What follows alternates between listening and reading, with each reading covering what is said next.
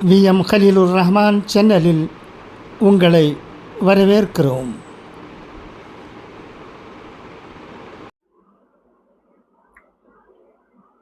அஸ்ஸலாமு அலைக்கும். தினமணி பத்திரிகையில் வெளிவந்திருக்கும் ஒரு மிக முக்கிய செய்தி படிக்கிறேன், கேட்பீராக. உலகம், இந்தியா வருகிறார் ட்ரம்ப், வர்த்தக ஒப்பந்தம் கையெழுத்தாக வாய்ப்பு. அமெரிக்க அதிபர் டொனால்ட் ட்ரம்ப் வருகிற 2027 ஆண்டு தொடக்கத்தில் இந்தியா வரவிருப்பதாக இந்தியாவுக்கான அமெரிக்க தூதர் சர்ஜியோ கோர் உறுதிப்படுத்தியுள்ளார். இதனைத் தொடர்ந்து இரு நாடுகளுக்கிடையே நீண்ட நாட்களாக நிலுவையில் உள்ள வர்த்தக ஒப்பந்தம் கையெழுத்தாக வாய்ப்பிருப்பதாகவும், எரிபொருள், பாதுகாப்பு, தொழில்நுட்பம் சார்ந்த துறைகளில் இரு நாடுகளின் ஒத்துழைப்பு மேம்படுத்தப்பட இருப்பதாகவும் கூறப்படுகிறது. இந்தியா இறக்குமதி பொருள்கள் மீது 50% வரி விதித்தது இரு நாட்டு உறவில் விரிசலை ஏற்படுத்தியதை தொடர்ந்து முதல் முறையாக டொனால்ட் ட்ரம்ப் இந்தியா வரவுள்ளார். இது தொடர்பாக சர்ஜியோ கோர் பேசுகையில், அதிபர் ட்ரம்பின் இந்தியா வருகைக்கான ஏற்பாடுகளை இறுதி செய்ய அவர் இந்தியா வந்ததாக கூறினார். இந்தியா உடனான உறவை பேண அமெரிக்கா முக்கியத்துவம் அளிப்பதையும் அவர் குறிப்பிட்டு பேசினார். மேலும் ட்ரம்ப் மற்றும் நரேந்திர மோடி இடையேயான தனிப்பட்ட நல்லுறவே இரு நாடுகளின் கூட்டாண்மைக்கு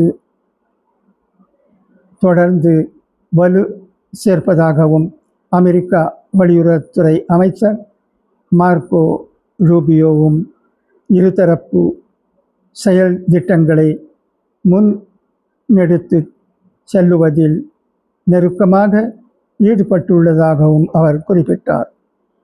பிரான்சில் நடைபெற்ற G7 உச்சி மாநாட்டின் இடையே ட்ரம்பும் மோடியும் நடத்திய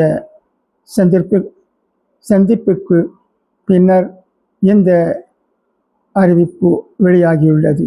அங்கு அவர்கள் 1 மணி நேரத்திற்கும் மேல் சந்திப்பு நடத்தியதாகவும், வர்த்தகம், பாதுகாப்பு மற்றும் இருதரப்பு உறவுகள் குறித்து விவாதித்ததாகவும் கூறிய கோர், பிற முடிவுகள் பற்றிய அறிவிப்பு சில வாரங்களில் வெளியாகும் என்றார்.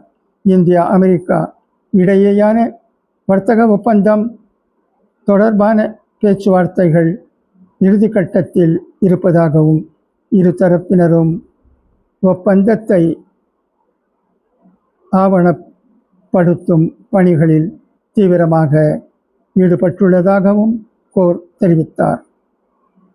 எரிசக்தி துறையை பொறுத்தவரை அமெரிக்கா, இந்தியா மற்றும் வெனிசுலா ஆகிய நாடுகளை உள்ளடக்கிய ஒரு சாத்தியமான ஏற்பாடு உருவாகியுள்ளதை சுட்டிக்காட்டிய கோர், கச்சா எண்ணெயை சுத்திகரிப்பதில் இந்தியா முக்கிய பங்கு வகிக்கும் என்று எதிர்பார்ப்பதாக கூறினார்.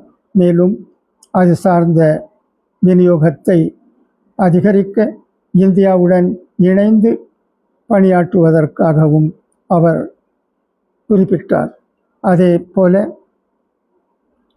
ஹார்மோஸ் நீரிணைப்பில் காரணமாக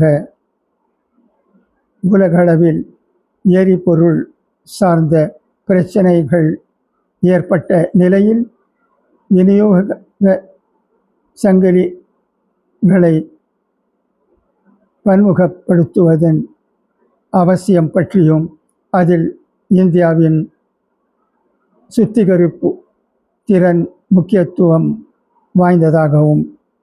வாய்ந்ததாக மாறியுள்ளதாகவும் அவர் சுட்டிக்காட்டினார்.